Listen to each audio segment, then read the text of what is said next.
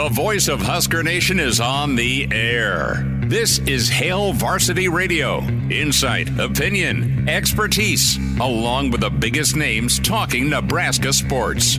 Join in with the show at 402-489-1240 or 1-800-825-5865. Now, here are your hosts, Chris Schmidt and Elijah Herbel.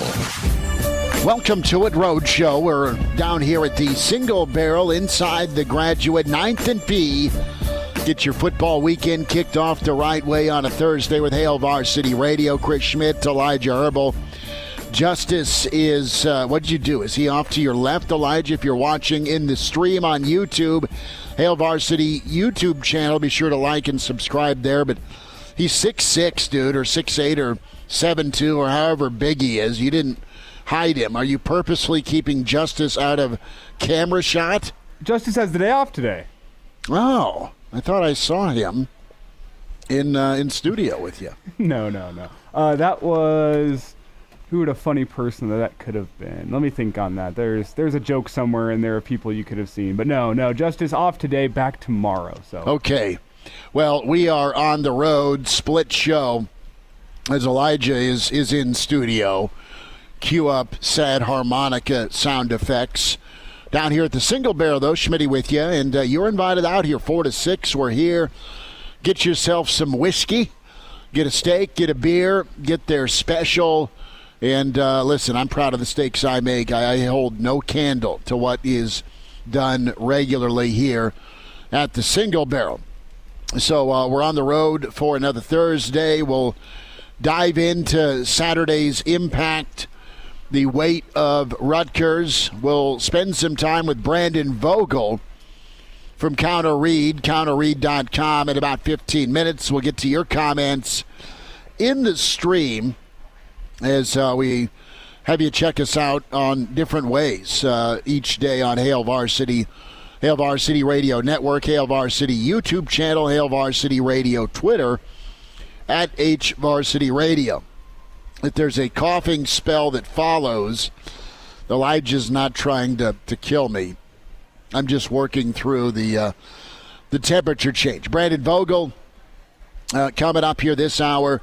In hour 2, it's Barney time. Coach Barnett, Gary Barnett at 5.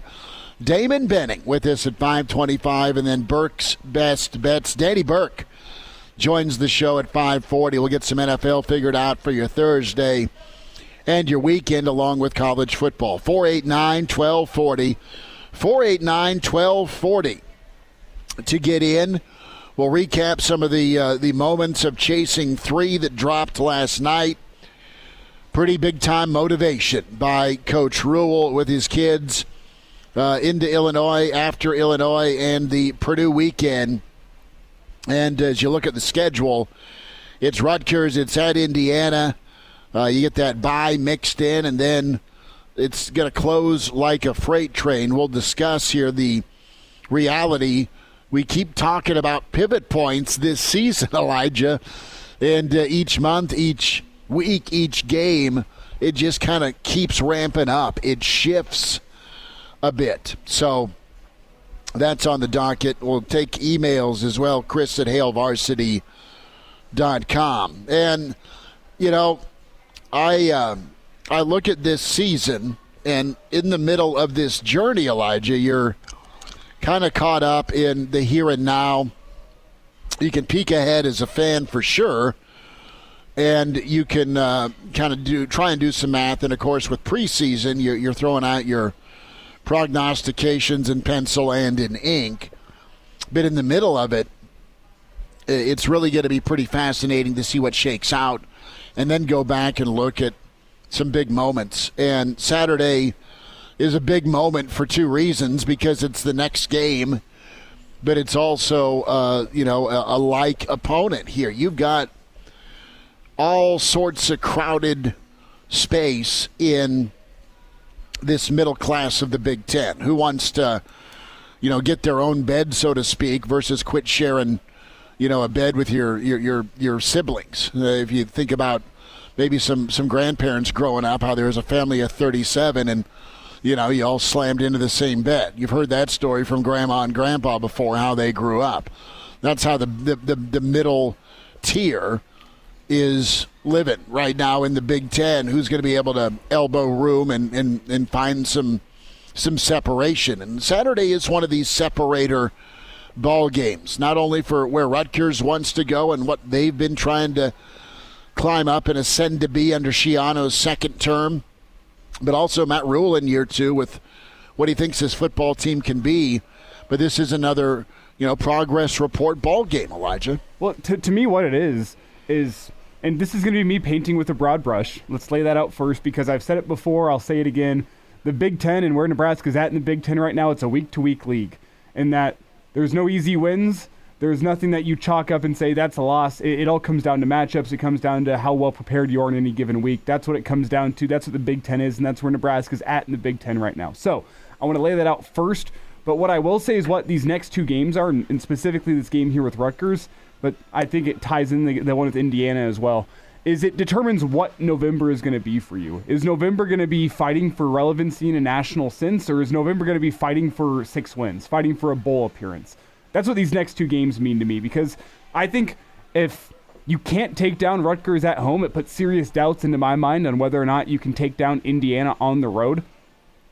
Serious doubts as to how competitive you're even going to be against Ohio State, what you can do against USC. Like, if you can't beat Rutgers, I don't think you can beat the next, or 4 out of the next 5 teams that you have coming up after Rutgers. It's as simple as that to me. Like, it becomes very, very tough for you to be fighting for relevancy in November, which is what Husker fans want. And I know a bowl game is still a win, but fighting for a bowl game in November is not what Husker fans thought this season was going to be. They thought it was going to be, you know what, you have a chance to get it done before Ohio State. If not, you have a great chance against UCLA after Ohio State, but still needing to. If you can't get it done against Rutgers, I have doubts about your ability to get it done against Indiana, and then it becomes a bit of an uphill climb. The opportunities are still there. UCLA is coming up.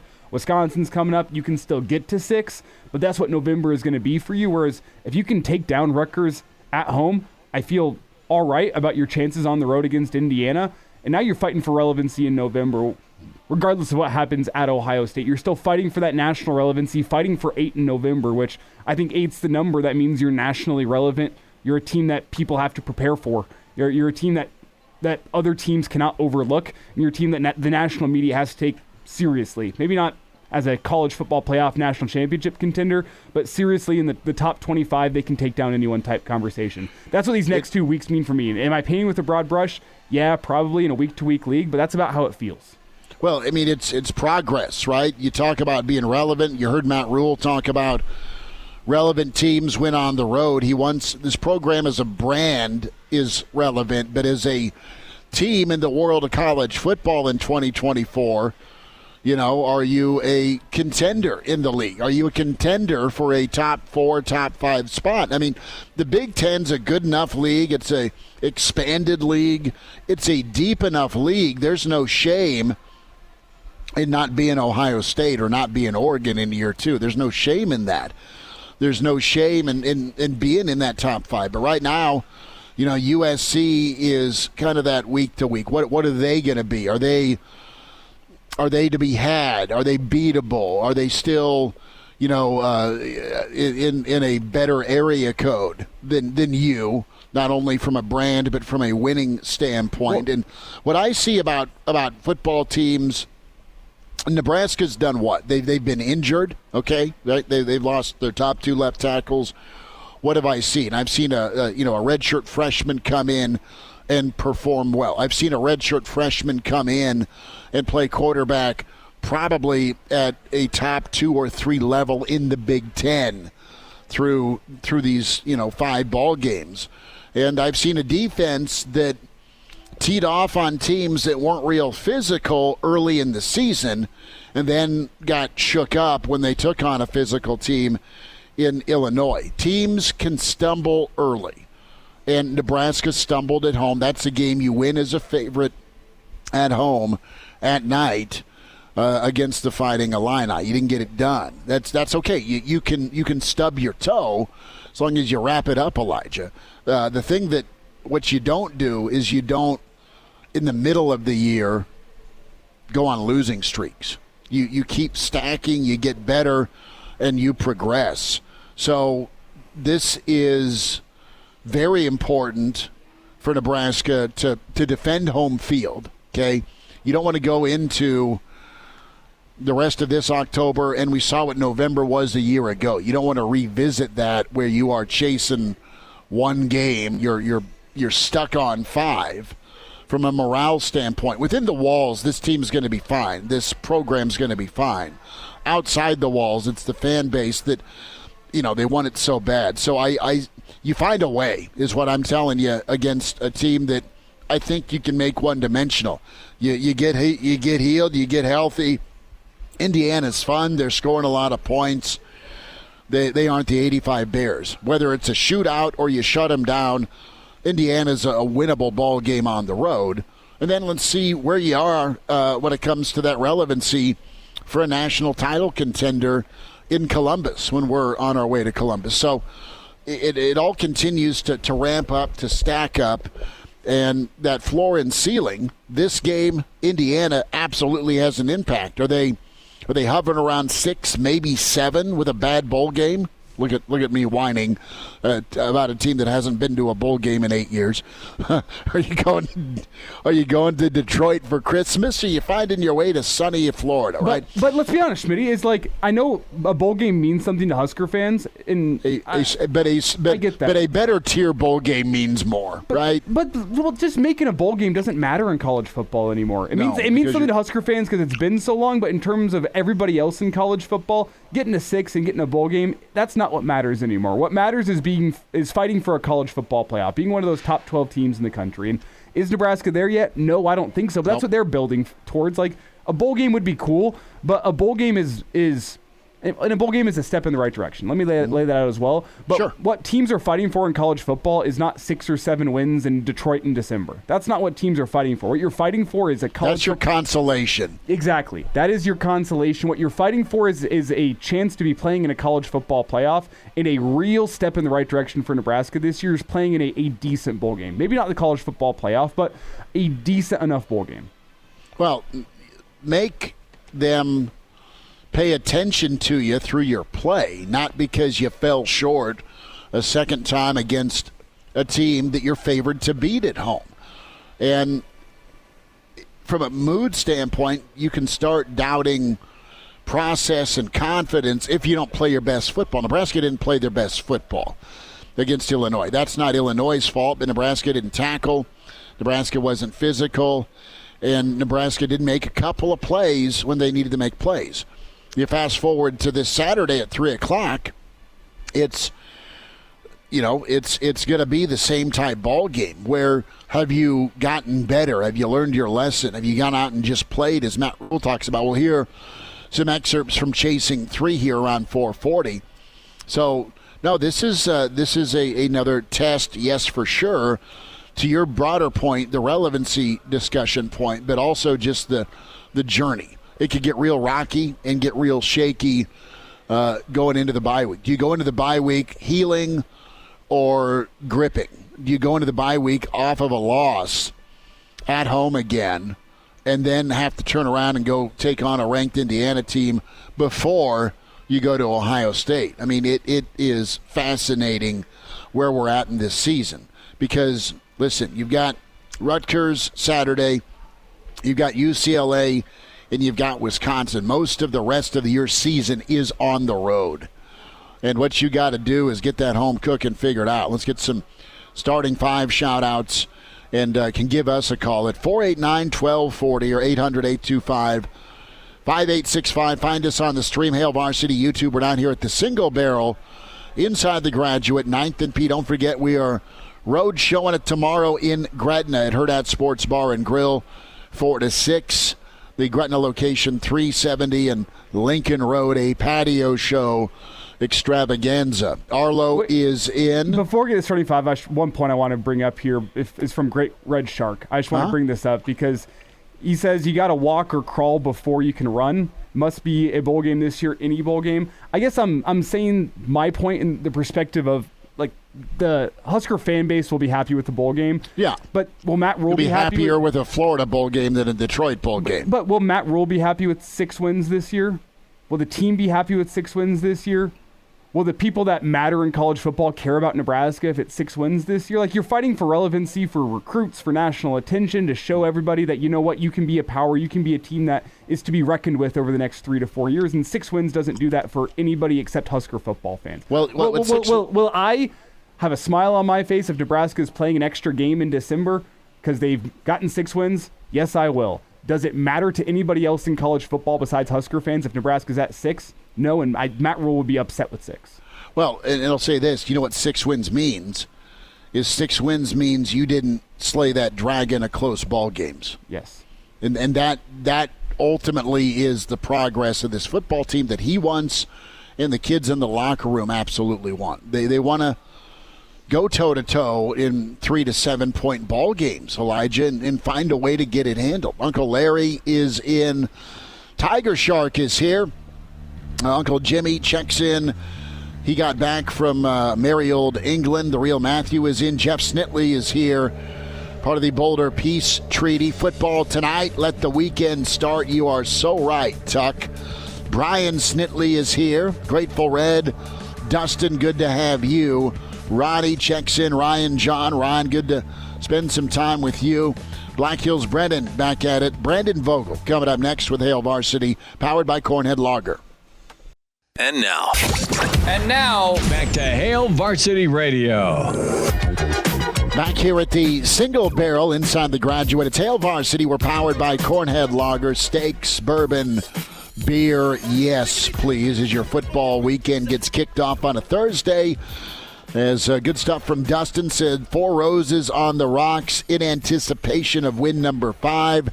Brandon Vogel with us from Counter-Read, counterread.com, nods approvingly at Brandon L. Vogel on Twitter. Subscribe today to counterread.com. Awesome football insight from Vogues and Aaron Sorensen. Vogues, it's Rutgers, man, and that makes me smile when I think of, one of my favorite shows, The Sopranos. Makes me smile when I think of Schiano as a miracle worker. A Jersey tough guy, and it makes me smile about what kind of, black and blue football going to get today on Saturday at 3 o'clock. We were discussing floor and ceiling and impact here. Preseason prognostication. You're in the middle of this journey. Huge ball game Saturday, and another test for Nebraska. What's your take on the fallout on the outcome for this Saturday? Yeah. Well, first off, when I think of New Jersey, I think of not being able to pump my own gas, which always bothered me. But anyway, neither here nor there. Reset that, because I didn't catch all of it. What were you starting with? Sorry. When I think of New Jersey, and my wife's family is from New Jersey, I think of not being able to pump my own gas. It's all full service there, which bothers me as a rural kid. Like, I appreciate the service, but I can just do this. I've been filling up gas tanks since I was 12. Anyway, in terms of floor or ceiling for Nebraska, I think this is pretty massive. I mean, you look at the difference between winning this game and being 5-1 going into a bye week. I think Indiana's going to beat Northwestern. So the Hoosier would be undefeated, also coming off of a bye week. That's going to be a huge game. Like, at 5-1, everything is still possible. Like, you're going to have to upset somebody. The Ohio State game looms as the toughest game on the schedule still. But, you can't argue Nebraska out of being a, fringe playoff contender at 5-1. At 4-2, you can't. And even bigger than that, I think, you would be 4-2, losing twice as a home favorite by about a touchdown, which is big. I was listening to a little bit of the first segment of the show, and you mentioned, Matt Rhule saying at some point, you can't be relevant if you don't win on the road. That's fair and true. You can't get relevant losing home games as a favorite. And those are kind of the stakes for me in this one. And it's an intriguing matchup. Rutgers has won a couple of close games, but won a couple of close games against good teams, I think, in Virginia Tech and Washington.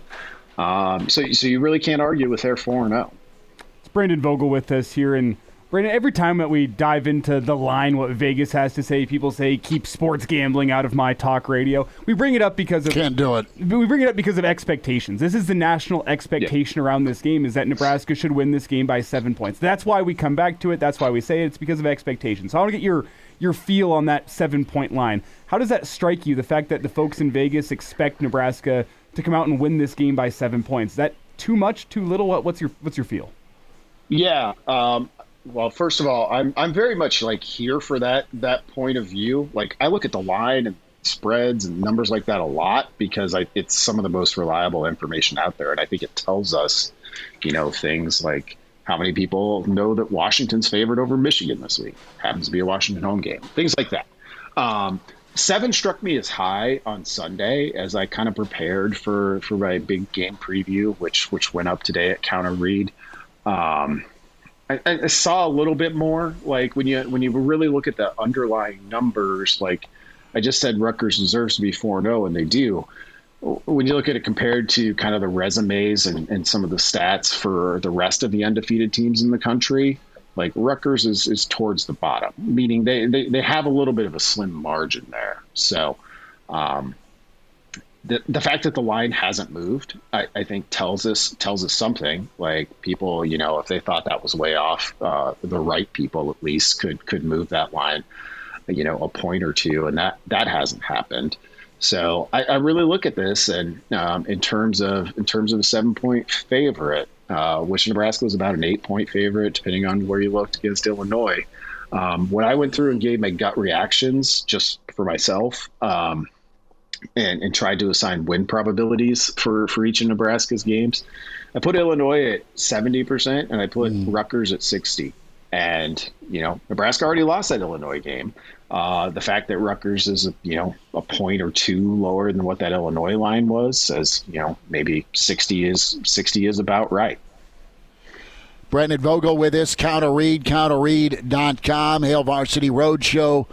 Here at the Single Barrel, 9th and P, inside the Graduate. Vogues, your column today, and I love it, the make good feel. And that's really what it is. It's you've got a first impression that's out there. Hey, you've got a talented freshman quarterback. You got a defense that got smacked around a little bit. Wasn't at their best. And now what, right? Now you get another black and blue team coming in, and can you respond? Can you be the defense you're supposed to be, and can you win a home game as a favorite, right? I mean, it is a mulligan. It's Schmidt off the tee box, duck and cover, man. But guess what? You're going to put another one down and then swing away and pray it goes straight and not at the cart girl. So I love that logic and that theme, because it is. You get this, like Illinois is totally forgivable, and Illinois actually is a team that made you look okay because they went and played their ass off against Penn State. That was a great ball game. They were right there. They were -2 in the turnover battle too. Colorado's making you right as well. They're getting better, but Matt Rhule's nailed it. Everywhere he's been, they have gotten better each year, and you know what? This is a step in that evidence, right? That, hey, year 2, you might be ahead of schedule. You certainly are with your quarterback. You got to get it handled on Saturday. Yeah, and if this game comes down to can Nebraska's defense answer the call, like I feel pretty good about that. Kyle Monangai is as good as you'll find in terms of a running back in the Big Ten. That said, Nebraska doesn't give up a ton of big plays offense, through the rush or through the pass. Ethan Kaliakmanis, Rutgers quarterback, the former Minnesota starter, has been way better than I thought he would be. So, that's a threat, but it's still, and maybe this is my own bias of like lingering what I thought about him after or in the offseason. I still think you take your chances with that. I think the big thing defensively for Nebraska is we saw it come back last week against Purdue. 9 tackles for loss. You had the pick 6, a couple more passes defended. Like, this defense has really needed havoc rate. which is just kind of a measure of negative plays for a defense. Illinois did a great job of limiting those. Rutgers, so far this season, has been even better at limiting those plays. So the question then becomes, can Nebraska win defensively if it's not getting to the quarterback, if it's not forcing the takeaways, and those sorts of things? I think that's a really key battle. Brendan, how many quarterbacks can you think of off the top of your head as you talk about Callie McManus that went 3-0 against Nebraska? I know Nate Stanley did for Iowa. Hell of a name there. Did Darian Hagan go 3-0 against Nebraska? 2-0-1. 2-0-1. There's not many quarterbacks through history that have gone 3-0 against Nebraska. It's tough to think of names, but Callie McManus can get his name on that list. Yeah, I'm guessing we probably had an Oklahoma quarterback in there somewhere, though I remember talking about this, going into Colorado week about how there were fewer than maybe you would have thought. But yeah, he would enter some exclusive company and probably do it uniquely in terms of being able to do it at two schools. And he's boosted his completion percentage by almost 10 points. He's thrown only one interception after throwing 9 last year to just 14 touchdowns. Like, he's been the fit that I think Rutgers identified, and I didn't see it when they landed him from the transfer portal, but they did, and credit to them. That being said, Brandon, it still feels like a major key to this game is putting the game onto Callie McManus' shoulders. Making that offense one-dimensional seems to be the easy key if you're a Husker coach. That's how you win this football game, is you make their offense one-dimensional. Yeah, I think so. And you'll need some of those negative plays. I mean, Monangai is going to get his yards. Like, he's just a really tough-nosed runner and really skilled runner. Like I said, Nebraska's done a good job of limiting explosive plays in the run game, so it might be grinded out. I think Virginia Tech held him to something like 80 or 84 yards. If Nebraska's able to do that, then I think that is putting the onus more on the QB, and that's kind of a good spot to be in. So getting some TFLs, getting a sack, takeaways and turnovers are always important, but it's more the takeaways, sacks piece of this that I'll be watching really closely on Saturday for the Black Shirts. Brendan Vogel with us from Counter Read, counterread.com. We might need a little OT with Vogues. So if they don't get it done Saturday, do you worry about the team's psyche? I'm not even going to get into the fan base's psyche.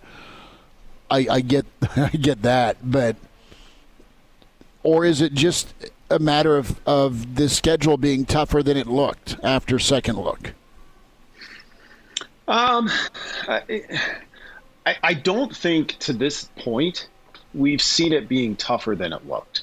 I think it's over the back half about to get tougher than it looked, because that Indiana game, and look, I started writing about this stuff in January, February when the first power rankings come out. Like, that Indiana game was one you just chalked up. It was like, that was a win. And as we got deeper in the offseason, I was like, I'm not so sure about that. Not that I called that Indiana would be undefeated by this point at any means. He did. But I wish I had. But this Rutgers game I think is in the range I thought it would have been. The Illinois game was maybe a little bit lower, but just a point or two.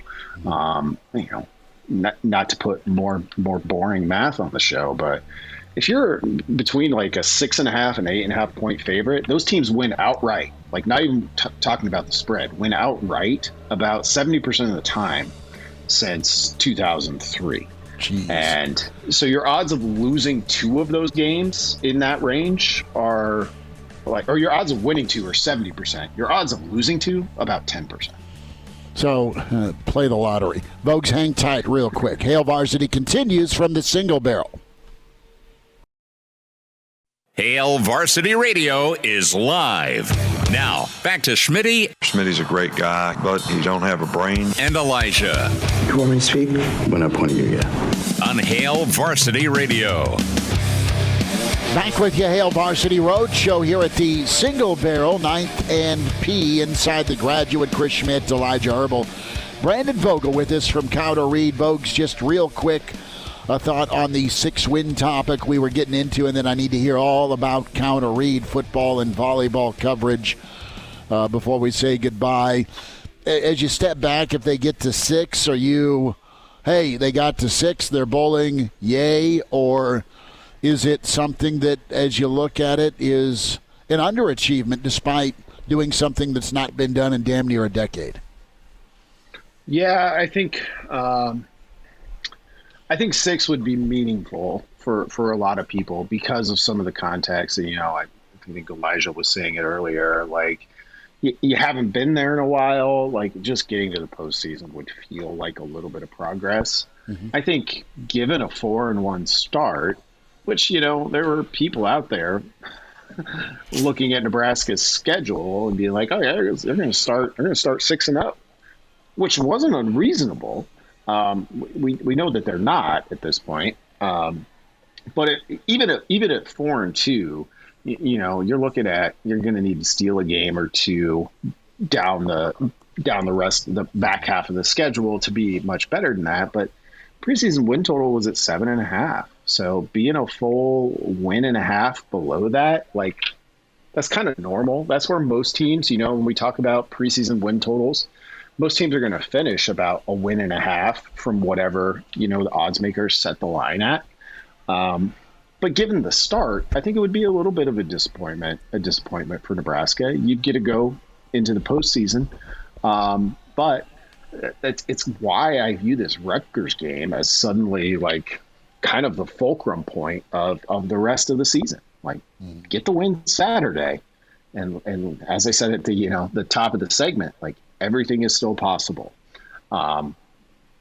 If Nebraska doesn't, and it's going to be a tight game, I think a lot of things change, and all of a sudden you start talking about, wow, what if it's 6-6 a lot more seriously. Vogues, what's happening at Counter Read? How can folks get on board, bud? Yeah, head over to counterread.com. It's a twice-weekly newsletter from myself and Aaron Sorensen. First thing this morning, I put up our big game preview. So that's kind of the big piece week to week during football season. We'll have an off week next week to explore some other topics, but hit on that. Really try to boil it down with some of the things I talk about on this segment each week in terms of like key categories that I think actually might determine this game. So if you're interested in that, you can head over to counterread.com, get signed up, and you can sign up for free for a free 7-day trial and check out that preview piece and see if it's something you're interested in getting the rest of the season. But we publish plenty week to week, and hopefully people see something they like. Well, it is phenomenal work. Brandon Vogel. Vogues will check in on Saturday, bud. Thank you much. Thank you. All right, there he is, Brandon Vogel from his football office. Cliff in from Florida. Jeff checking us out. NASCAR Eric is here. I'm way behind, fellas and gals. Thank you much. Jeff is here. Golden Fang is back. Vic asking if we had a special visitor in studio. No.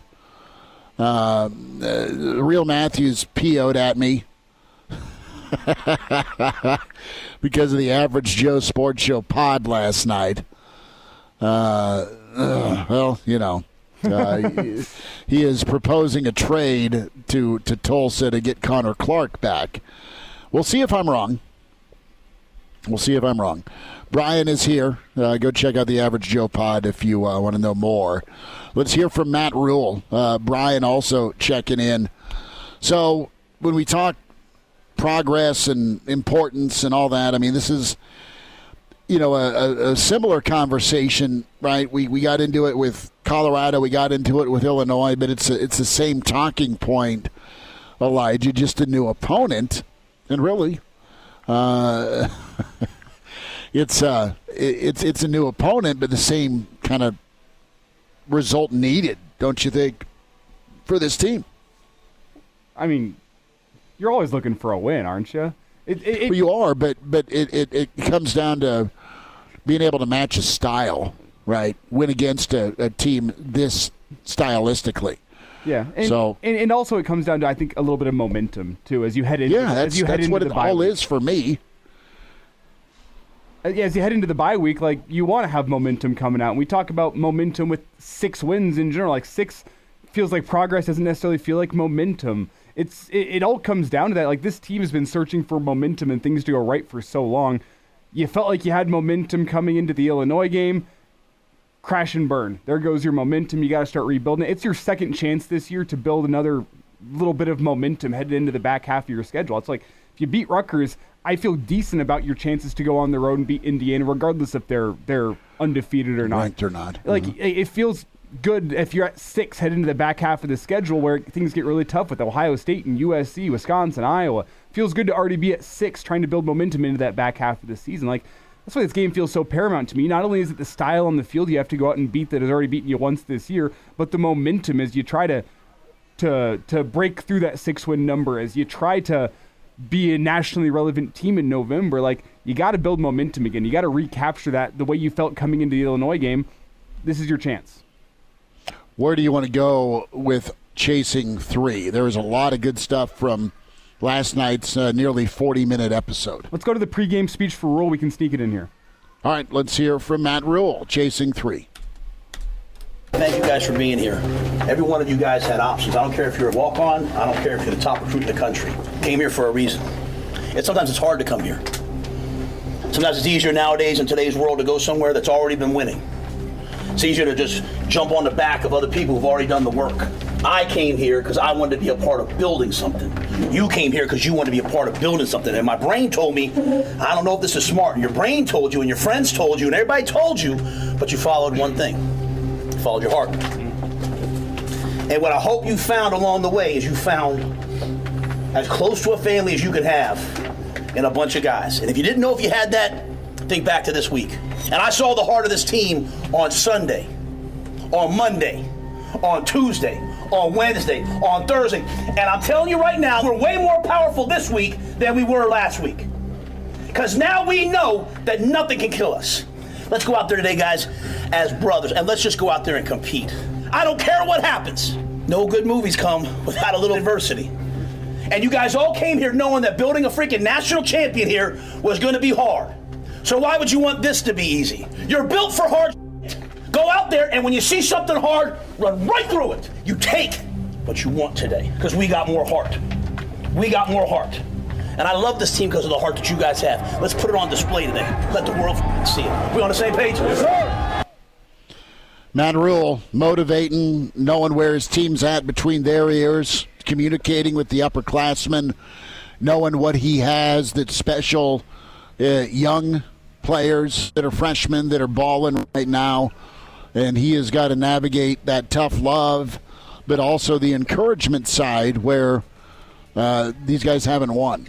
And he's getting them to that point. We'll wind down this first hour. Hail Varsity on the road here at the Single Barrel inside the Graduate. We're powered by Cornhead Lager. And now, back to Hail Varsity Radio. Back with you to Hail Varsity Road Show. We're here at the Single Barrel inside the Graduate. 9th and P. Love being here Thursdays. Get your football weekend kicked off. NFL tonight. Major League Baseball going on. And, truth be told, man, we're taking a roadie down Wednesday to see the Royals and the Yankees. And excited to do that. Junior is like, we're taking Papa Al down to see the Yanks. They're all Yankee fans. They being my kid, my wife, my father-in-law, my brother-in-law, and my nephew. So I haven't wore Royals gear for a long time, but I'm going to have to deck out in Royals gear just to be that sore thumb. I'm just going to play George Brett highlights, Elijah, all the way down off of YouTube to remember and remind these Yankee fans that I'm related to just what it used to be like. I might get left at a rest stop. Insert joke somewhere. But it could be fun. Could be fun, yeah. Just tell George Brett to leave his pine tar at home if he's there. That's right, and make sure he's not eating old crab legs. Let's remind you about your friends at Neiman and Sons. Love Travis and Trevor and the crew and the family, man. 1981. Think about that. That was the height of that Royals-Yanks rivalry, and it's what Neiman and Sons came to be, and it's a family-run company. They specialize in roofing, in siding, in gutters, and they've got that commitment to customer satisfaction. They take care of you on that whole range of residential and commercial properties. That's exterior services. That's roofing, siding, gutters, and custom exterior lighting. Think about it for Halloween. Think about it for Christmas or your holidays. And they're so involved in the community. Neiman and Sons, they've been proud of youth football and, midget football for so many years, sponsoring and supporting youth football. They love being a part of Lincoln and the great state of Nebraska. Trusted professionals, fully licensed, accredited. Neiman & Sons, they built that solid reputation, 4 decades plus. Quality service, amazing work, customer trust. Call Neiman & Sons today, 402-423-4853. 402-423-4853. NeimanandSons.com. Schmitty, I think you got to put one in the swear jar there. What'd I say? You called it midget football. Hasn't been midget football around here for a long time now. Do I say pee-wee? Youth football, I think. Well, I've said youth football more times than not. I hope not to offend if we have any...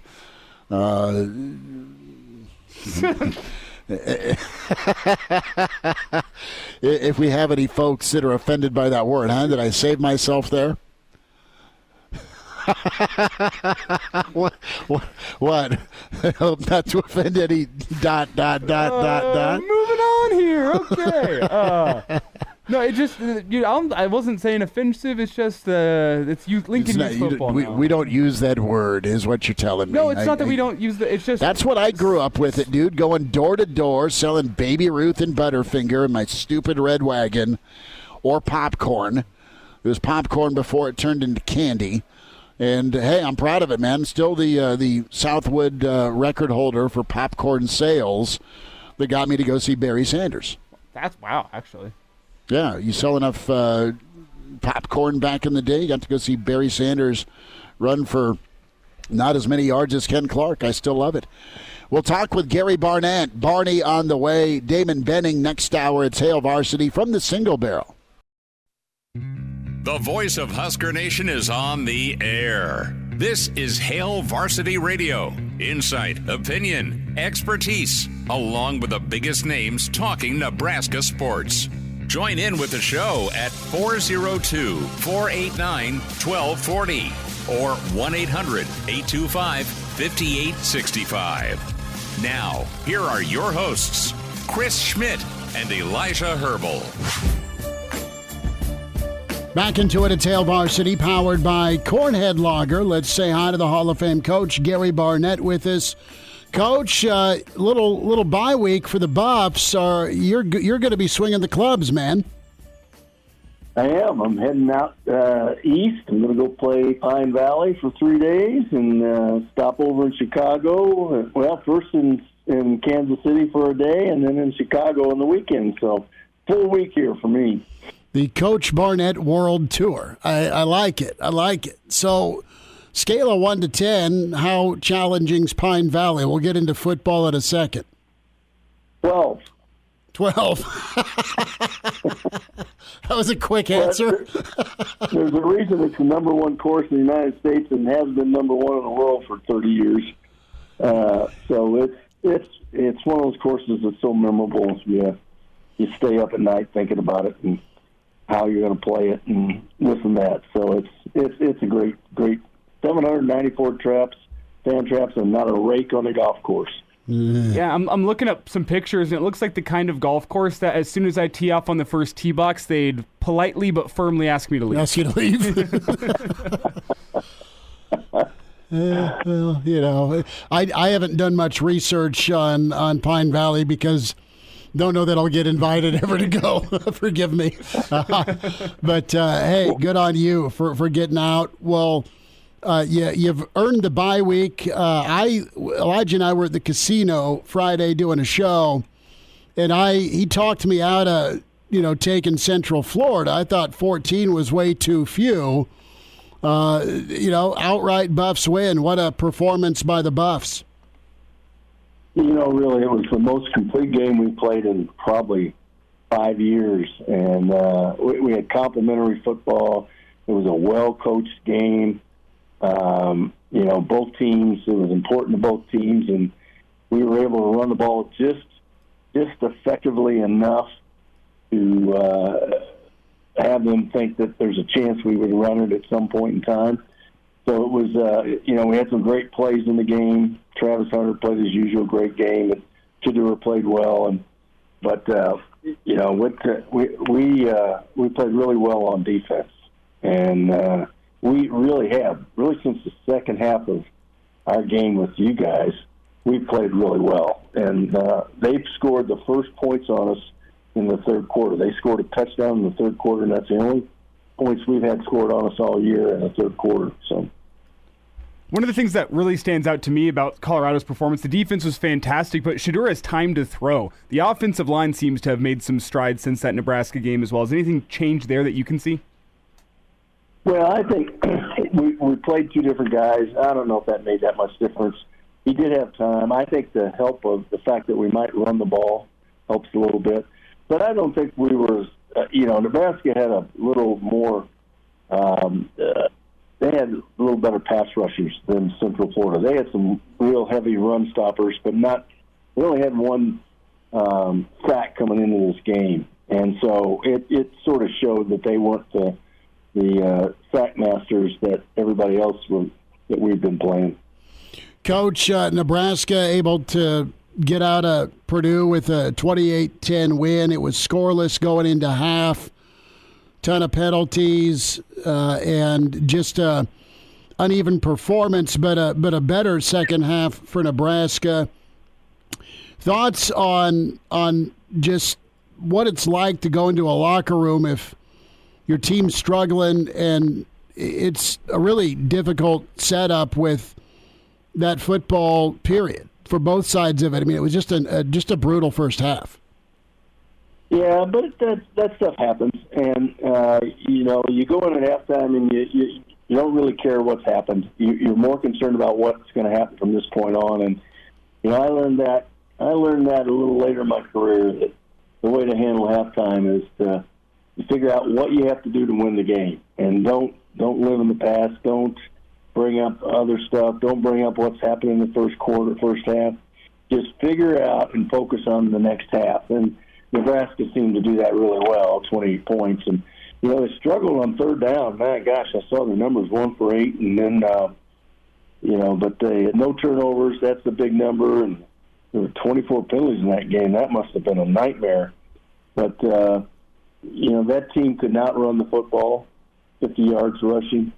And they struggled on offense, and now they've fired their offensive coordinator just after that game. So, but Nebraska had a solid game considering it was 0-0 at halftime. Second half, much better, and that's because they focused on what it took to win the game. Gary Barnett with us, Hail Varsity Radio. Coach, I want to get your take on officials. How did you treat that situation in game and even after game when you knew some calls were missed? You don't ever want to believe it's intentional, and I don't think it is. It's just human error from time to time. But what was your dealings with the officials' office in your career? With the office, I never made a call. It's just part of the game, and I always felt like if you said too much, then it's not going to help you. And so, I mean, I certainly had them happen to me, and I saw them happen to other guys. But I don't want to say you say it's part of the game, and just mistakes are part of the game, and no matter who makes them. But I just didn't want my players focusing on them. I didn't, they need to focus on what they're responsible for, and don't jump off sides, don't do an illegal procedure call. I saw one. We had one Travis Hunter makes a great interception, goes down and does his strikes his Heisman pose, which I'm not going to editorialize about that. But and then he wasn't in for the next play, and then he did go in. And I don't know whether he got put in or he went in for himself. And, he went up and he lined up a yard off the ball, almost a yard and a half off the ball, and he was a split receiver, supposed to be on the line of scrimmage. And we had 3 straight penalties. His was the first one, and then we had 2 more right after that. So, that stuff becomes catching, and that's why you just got to be detailed. You got to be detailed in practice. You got to be detailed in your approach. I saw one of your players talking about Dylan and this thing that he believes the magic's in the minutia. That's a great statement. I've used it a couple times, but it is. When you don't jump off sides, when you don't commit penalties, all of a sudden you win more games. And so it's that kind of the attention to detail becomes so important. When you talk about the magic of the minutia, Coach, Schmidt mentioned the field goal operation issues for Nebraska. That's the unit, field goal. That feels to me like the magic is really in the minutia, from long snap to hold to kick. Everything about that is about being super buttoned up with tiny little things in your technique. If Nebraska doesn't have a field goal unit that they can trust, with Rutgers on the horizon, you can expect it's going to be a close football game where it might be a 3-point game. You might need to have a field goal late in that one to take home a victory. How do you handle that, not being able to trust your field goal operation? Well, I think you put them in as many situations as you can in practice. You stop practice, all of a sudden you come over and you kick a field goal, and everybody's watching them. And then 15 minutes later, you stop it again, you come over and make them kick a longer field goal or a shorter field goal or one on the right hash or 2 on the right hash. So you just start putting pressure on them like that. And, one, that builds confidence with everybody watching them, and if they do it. If they don't do it, then you may need to make a change. But that's putting them under pressure as much as you can is really the best way to get them better. Coach, the reality is Nebraska has 3 kickers and 2 scholarship snappers, and nothing has worked right now. And one of the kickers has been injured. Maybe he'll be back by Indiana. Time will tell. But it's right now a developing kicker that has a good leg but has not been on point, and maybe that changes Saturday. But have you ever had to go for it, or your hand is forced on 4th and short because you didn't trust your kicker? Sure. Yeah. Well, I was fortunate. I had 1 year where that happened in 2002, and I decided not to take a scholarship kicker that year. We already had a kid that had been kicking around, and it was pretty good backup, so I went ahead and put him on scholarship and kicked with him. We missed 3 field goals in the Big 12 championship game that would have won the game. And so from that point on, I said, I'm getting 2. And that's when I got Mason Crosby and another guy. So, that keeps you up at night. When you've got a snapper and a holder, snapper gives you 15, 20 minutes extra sleep at night. Snappers and holders and kickers, man, they make your life better if you've got good ones. And but I did go through a year like that, and it cost me. Coach, when it comes to a running back committee, Nebraska is going quite a bit with the Dowdell kid from Oregon, and you saw him. One player that's emerged, former Minnesota Player of the Year, is Emmett Johnson, and he came into the second half. He's got a little bit more wiggle. He's not as physical as Dowdell, but there's some shiftiness to him, and we've kind of been asking ourselves, the non-headset wearers, why isn't Emmett seeing more time? Now, maybe he does see more time. The explanation is you're going to soften up the defense with that sledgehammer and Dowdell, but Nebraska was getting incredible yards on first down in their run game with, these other back options. And it's got to be a tough thing this late in the year, having a committee in the instance that you don't have one like stud to go to that can do it all. I disagree. I think having 3 or 4 is the way to go. I mean, you got a different wrinkle with each one, and you got to defend each one a little bit differently. And I think showing the confidence in them and getting them snaps, because you never know when one of those guys are going to get hurt and you're going to be down to 2 or down to 1. So I think running back coaches, for the most part, most coaches I've had, even Eric Bieniemy was, he played a lot of guys. And, I think that just keeps everybody's interest, and I think it's better for your football team the more you play. Now, you got guys for certain situations, but you try not to just, compartmentalize them and cubbyhole them. You want them to be doing all the things. But there's guys that are definitely better third down backs, obviously, than other guys. But I think the more you play them and the more diverse you can be, the better off you are. Coach, we'll get to some rapid fire and a thought. What do you think of the Nebraska-Rutgers matchup Saturday? Well, it's a 7-point. You're a 7-point favorite. Rutgers, to me, they can't throw it very well. They're not a great rushing team, but that's what they do. I mean, they don't throw the ball very well. And, 15. They only had 15 first downs against Washington. How they won that game, they won it because Washington missed two field goals is how they won the game. But, I think Nebraska just plays their game. They win this. And I think 7 points or 8 points is about right. All right, gonna get your take on the Fighting Missouri Tigers at A&M -2. A traditional SEC battle. Yes. Yeah. Yeah. A traditional Big Ten battle. Big 12. I mean, Missouri's coming off a bye. A&M did not play a great game last week. They're struggling throwing the football. Missouri's really good, and I think they're potentially about to really break out. And I'm going to go with Missouri in this game. Okay. So I think they win by a touchdown or more. Did you get a chance to see Bama and Georgia? I saw the second half. I saw part of the first half, but I saw the whole second half. How crazy was that? That was crazy, man. That was. But, I don't know whether I said it to you or someone else, but I said, you're going to see the magic of Kalen DeBoer this weekend, because I went with. You said it to me. Yeah. So, he's just such a really good coach, and, they went after him, man. Gee whiz, they look good. They did, and Elijah and I were about $500 richer for about 14 seconds, and then we weren't.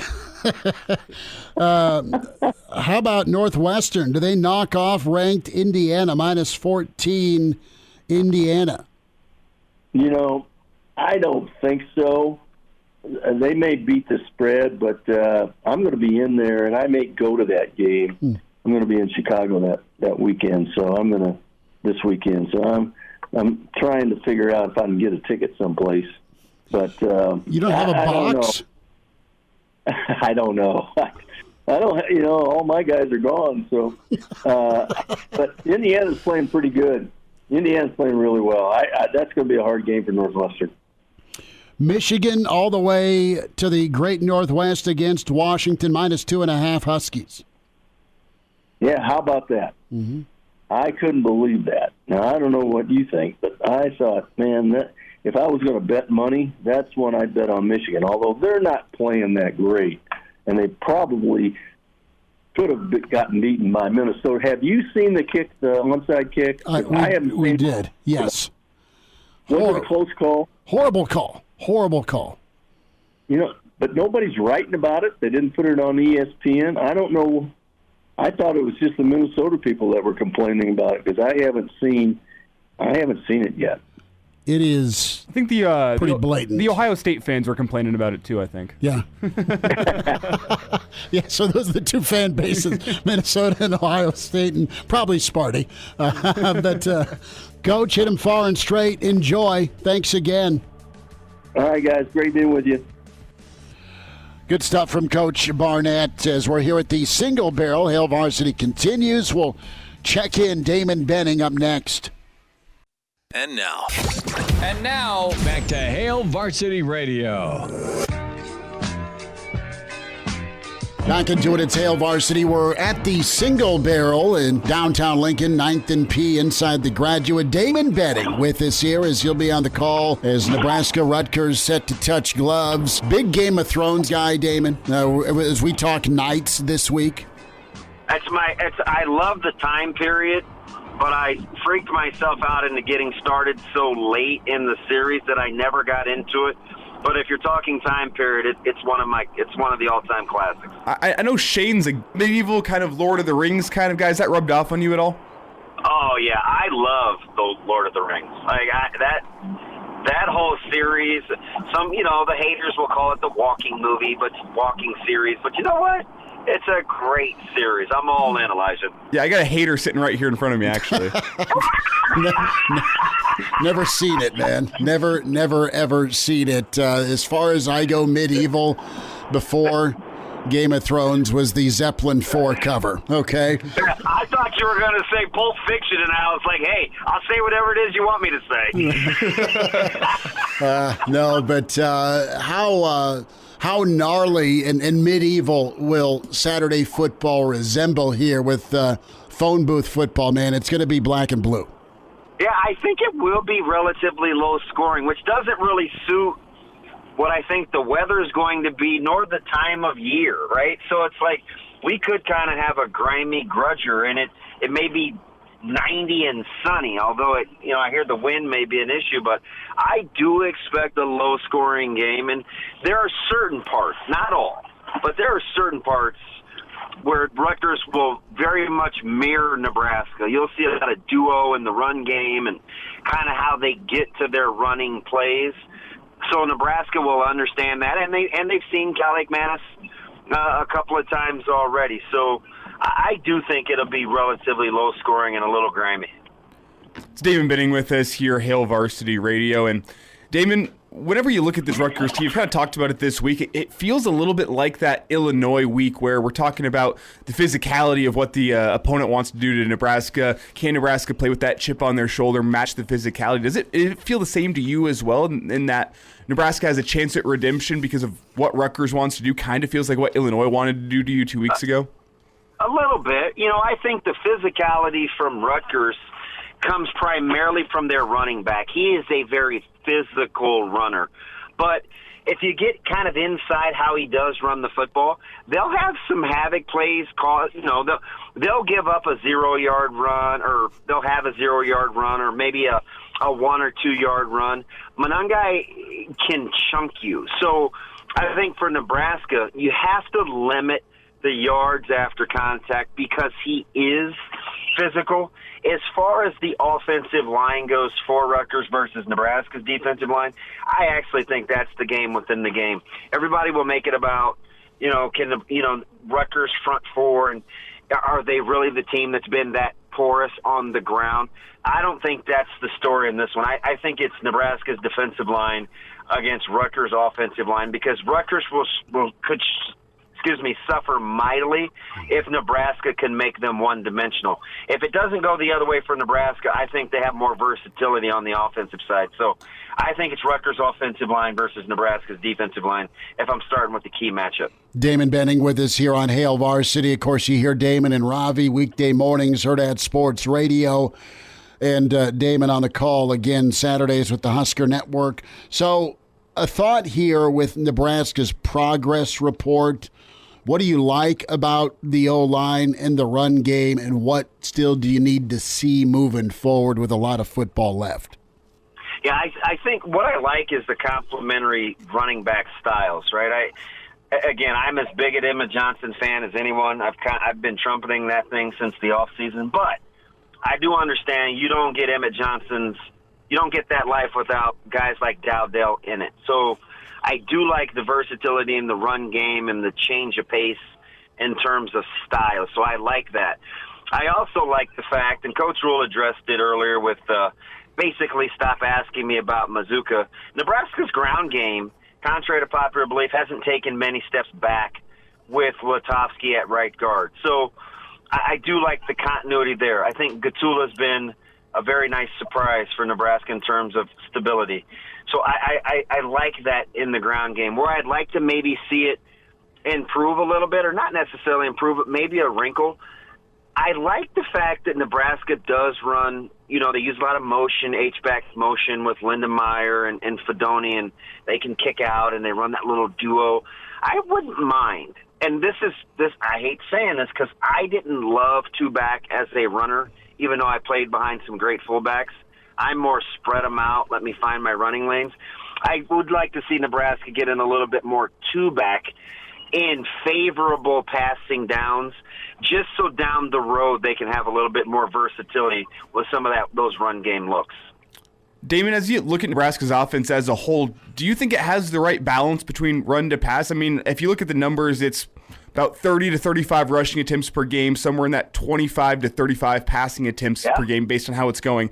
Is that the right balance to you, or is numbers not the right way to look at that? What's your take on the balance of Nebraska's offense? I kind of like how you worded it, the second part. That's nice. So it's two parts. Yes, I like the balance. I do like the fact that they've been able to run it and throw it. As the weather progresses, you always want options, right? If it's a little windy or if it's a little wet, like we want to have the option to attack you a different way. So I love that. As far as kind of how it plays out so far, I'm not. And listen, I may get there. The more efficient Nebraska gets running the ball, I'll be less on the edge of my seat that Rhule isn't the decision maker. Because I kind of have that tug of war with myself. I love the ground game, and I want to establish dominance up front. But I also know that could be at the expense of arguably my best decision maker not being able to make decisions. So I'll come to grips with that a lot quicker the better and more efficient Nebraska gets on the ground. But for right now, Elijah, I do like the complementary balance. Damon Benning's with us. I'm going to go back to the fullback chat for a second. Did you have a favorite fullback in the mid-'90s? Well, that I played with, I would probably go with Schuster just because he was so underappreciated. Everybody knows the Makovic name, and I love those guys. Probably top to bottom better players.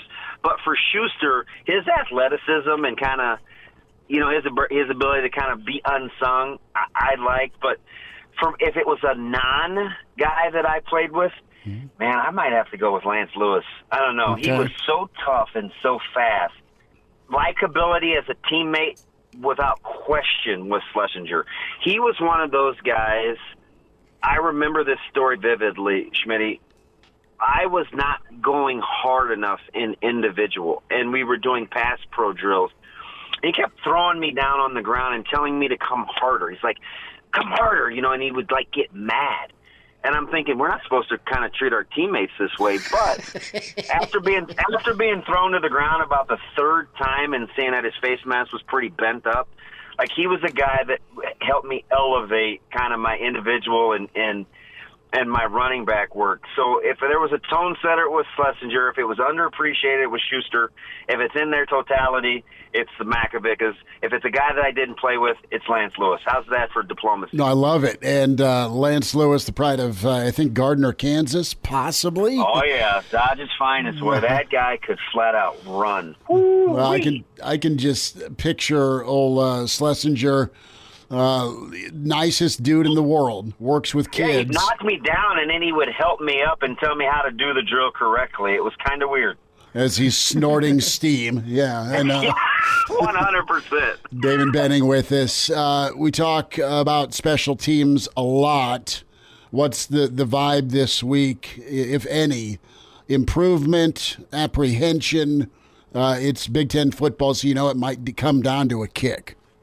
Yeah, so I hope early. This is weird, and I'm not warped or a glutton for punishment, but I just kind of know Coach Rhule's personality. I hope there's a time early on in the game where Nebraska has to kick a field goal.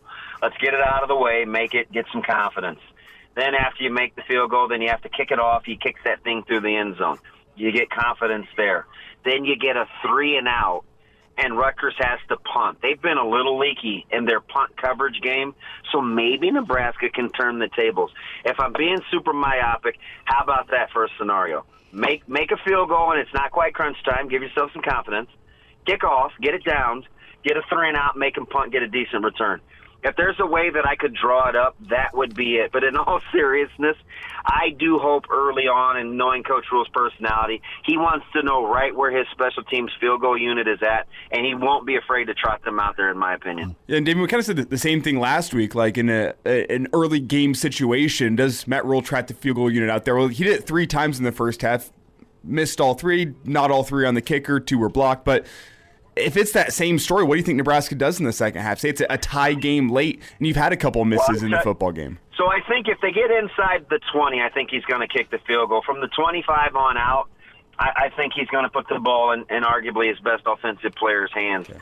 Let's hope it doesn't come to that, but in what has the setup and potential to be a one-score game, what I hope happens early, Elijah, is Nebraska's averaging a little over 5 trips a game into the red zone. When Nebraska has an opportunity to score, don't pull a Washington versus Rutgers a week ago and go 1 for 5. As long as they get points on their trips in the red zone, I'll feel pretty good about it not coming down to 1 score. Damon Benning with us, Hail Varsity Radio. Damon, to get you out, Greg Schiano across the sideline in the other headset. His greatest strength as a coach is what? He can get his guys to play in the moment. He's the consummate motivational guy, and he can coach D-line. So if there's 2 things that you're looking for, it's Rutgers being well-prepared and fearless, because that screams Schiano. And the other thing is them trying to get after you along that defensive front. A thought about Sue as he gets inducted into the Hall. Yeah, speaking of D-line and one of the fiercest competitors, it's come full circle. He played with Dom Raiola, Dylan's dad, in Detroit for 5 years. And so the relationship that those two have, him being in Lincoln, and Nebraska's D-line being, in my opinion, the most critical part of this game on Saturday. Arguably one of the best defensive players to ever play at Nebraska, if not in the best, right? A guy finished in the top voting in the Heisman race in terms of the top 3. Couldn't be happier for a guy that paid a price. And remember, he's got a great story to tell. Highly recruited, didn't live up to the billing early, had to have a little come to Jesus and a little sit down with how to go to work, and became dominant as a senior. He's got a heck of a book that he can write. Damon Benning, catch him with the Husker Network, catch him weekdays with Hurrdat Sports. Damon, thanks for the time. Anytime. Have a great rest of the show. And now, back to Hail Varsity Radio. Back with you, Roadshow Thursday continues. I about said Friday. It's a Thursday. It's Danny Burke time. Burke's Best Bets at Danny Burke 5 on Twitter, burksbeat.com. And we say hi to Danny to talk some NFL and some Nebraska. Danny Burke, what do we know? How we doing? How has the baseball postseason been treating you on that money line, brother? Doing good, guys. Doing good. Always great to be back with you. And yeah, exciting time of the year, playoff baseball. Not as exciting if you're a Cubs fan like me, but hey, that's usually how it goes here on the north side. The other day it was good. I had the Padres on the money line in game 1 at about plus 140, so they came through. Yesterday I took the Mets, and if you were watching that game, they blew a 3-1 lead. 8th inning, just got absolutely destroyed, but it's kind of one of those, hey, you only have yourself to blame type of thing, because the Mets have shown you this is what their bullpen has been for the past several seasons. Nevertheless, we're still up a little bit from the run line, playing a little bit of plus money with the Mets, but definitely looking forward to getting deeper and deeper into the postseason. I mean, this is where you can get a lot of that plus money. It's kind of like hockey a lot of times, where this is the time to do it, and you're getting so overcharged on these favorites because of the name brand pitchers, but it's a completely different beast in the playoffs in comparison to the regular season. I mean, look at the Tigers, for example. They won both games outright as big underdogs, especially in game 2 when everybody thought they were going to bounce back, and that wasn't the case. So keep an eye out for that going forward. Danny, what's your reaction, non-money, non-betting perspective, though, of the Houston Astros getting knocked out? Joy. Look, I mean, yeah, most of America is probably thrilled with that. Look, this is just another great example of catching momentum at the right time. The Tigers are the perfect prototype of that right now. And just like the Royals were several years back, heck, the Royals are kind of doing that right now, except they were nowhere near as hot as the Tigers were getting into this postseason, right? I mean, think it was the Tigers were like 10 games back starting in September, whatever ridiculous number it was. I mean, it's miraculous that they're able to find a way here. And you get an Astros team that not necessarily comfortably, but were feeling pretty fine with their spot at the top of the division toward the end of August and September. And look, they're like, hey, we've been here before. It's no big deal. Well, the Tigers are fighting for their lives, and they still keep that same adrenaline, same energy, chip on your shoulders, big underdog. You can play with nothing to lose, whereas the Astros have that confidence, yet at the same time, the expectations are set so high, they're just like, it's going to be easy to replicate. Not so fast. The Tigers are a legitimate threat, and again, that motivation and all of that camaraderie momentum that you gather late in the year takes it a whole long way in a sport like baseball. Danny, let's talk Nebraska-Rutgers -7. Another opportunity for Nebraska. You know, that line, the over-under seems to be around 41-43. What are your thoughts for Saturday afternoon? Honestly, I'm looking at this game, guys, and I'm a little shocked that Nebraska's laying a touchdown here. I mean, this is kind of the same sentiment that we had when we were talking about the Illinois-Nebraska game, because heading into this season, if we take it back even further, I remember telling you guys the one game that I was pretty scared about was the Rutgers matchup, because I held pretty high hopes for this Rutgers team, and we took them last Friday against Washington. Lucky to get there, and you know, looking back on it, they did get outgained, and maybe they shouldn't have won that game. So maybe Rutgers isn't as great as I thought they were going to be, or at least as good as I thought they were going to be, and perhaps that's reflected in the betting market here with Nebraska laying 7. But at the same time, I mean, what has Nebraska done to warrant giving us confidence to laying 7 here? I mean, we saw what happened in the Illinois game. Did you watch the first half against Purdue? I get that they figured it out in half number 2, but it's still Purdue at the end of the day. And clearly these kicking issues are not going to get resolved. And there's still just a lot of disorganization with the penalties and just some gaps on the defense that you see. And again, overall, it ended up okay against Purdue, but clearly there are issues, and I'm not ready to lay a touchdown thinking they're going to overcome them after last weekend. Danny Burke with us here, Burke's Best Bets, previewing the weekend slate of college football and NFL. And Danny, elsewhere in college football, there's some games I like. I like Syracuse plus 6.5 against UNLV. I really like Ohio State, 19.5 favorites over Iowa. What do you like in the weekend slate of college football? Not the most exciting week of college football, but still an opportunity to make some money. Yeah, let's talk about the aforementioned Washington squad here taking on Michigan. I'm going with Washington here. I laid minus $120. The line's kind of been going back and forth. At first, it went toward the Huskies. Now it's trending back toward the Wolverines. But I'm going with the Huskies in this spot, coming off that loss, a little bit of extra rest, having played on Friday, and then Michigan having to travel to the Pacific Northwest. Look, Washington has shown flashes of being a solid squad still. And you look at what Will Rogers has done. I mean, the guy's thrown for over 1,300 yards already, 10 touchdowns. Correct me if I'm wrong, maybe no picks on the year, so he's really limited the turnovers. Obviously, Orji on the other side for Michigan has shown flashes himself, yet there's just not really that consistency. And I think if Michigan trails early in this spot, which I think is very plausible, they're going to have a tough time crawling back. And I think Washington's defense has actually been playing better than a lot of people expected. So I like buying low in what I think is a buy low spot on Washington and fading what's probably going to be a public look in Michigan. Furthermore, and I don't necessarily love this play because I have so many friends who went to Mizzou, and I always try to, kind of rag against them like they'll do sometimes with me in Nebraska.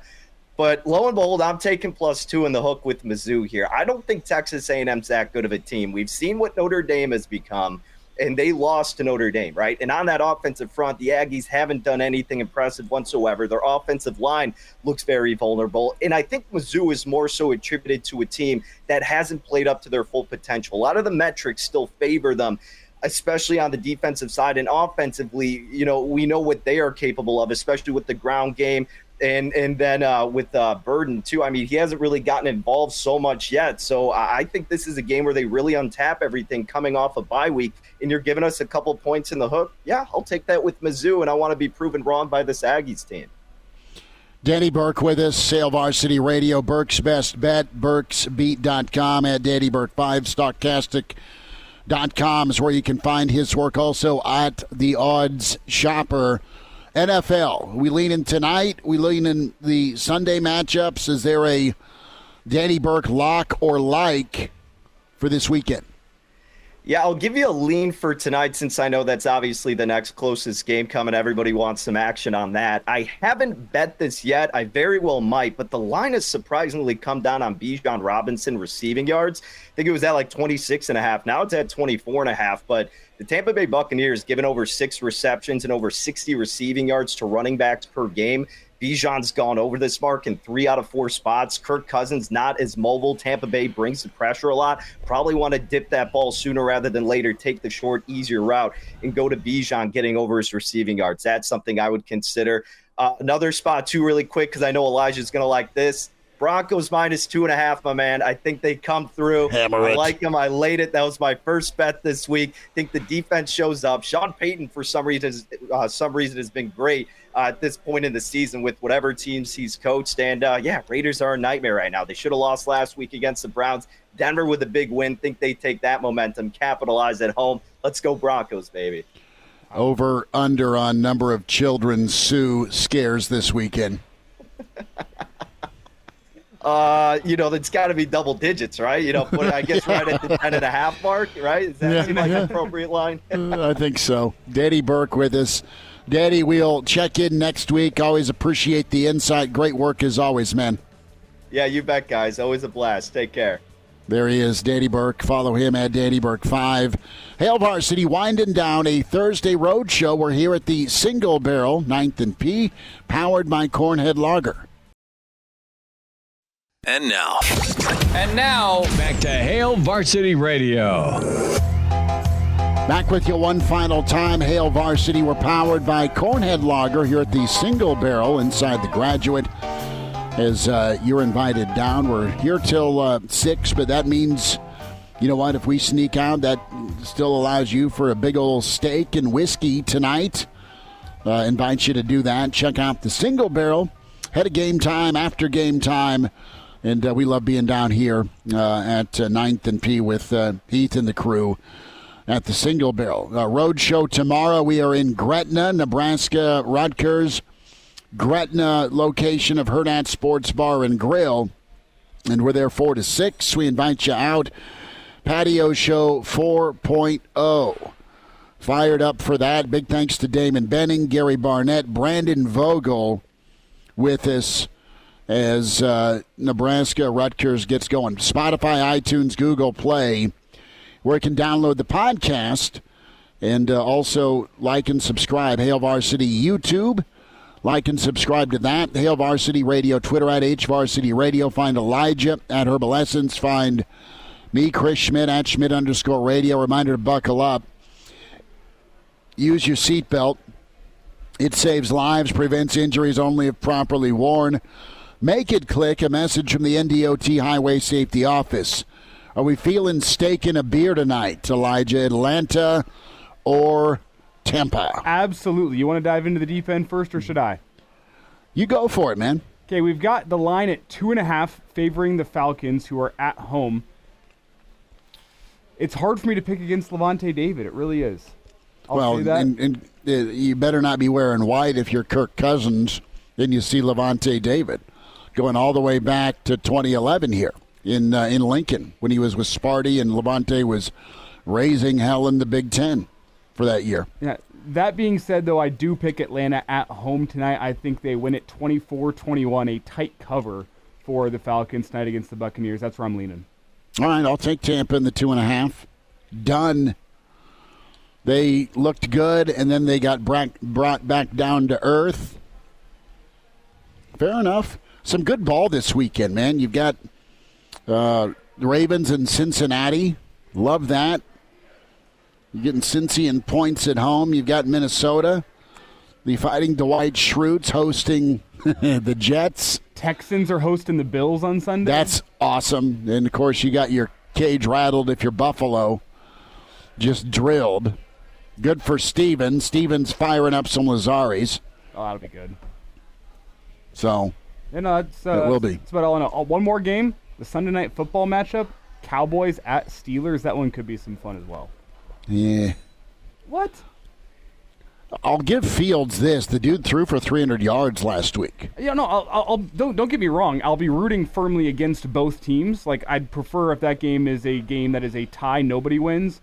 But I still think it's going to be fun. That Cowboys offense, say what you will about Dak, it's fun. With C.D. Lamb, with Jake Ferguson, even Dak, fun. Steelers, you know that they're a guaranteed 500 team this year just because Mike Tomlin's their coach, and they're going to be competitive in every game they play. Really good defense. It's a fun game Sunday night. I think so. And I am all about Tampa bouncing back and getting some points. And Atlanta, I think, will be fun eventually with all those toys they got from the first round, but not against Tampa tonight. Big thanks to the Single Barrel. Big thanks to you for checking us out. And we'll talk to you from Hurrdat Sports Bar and Grill in Gretna tomorrow with Hail Varsity, powered by Cornhead Lager.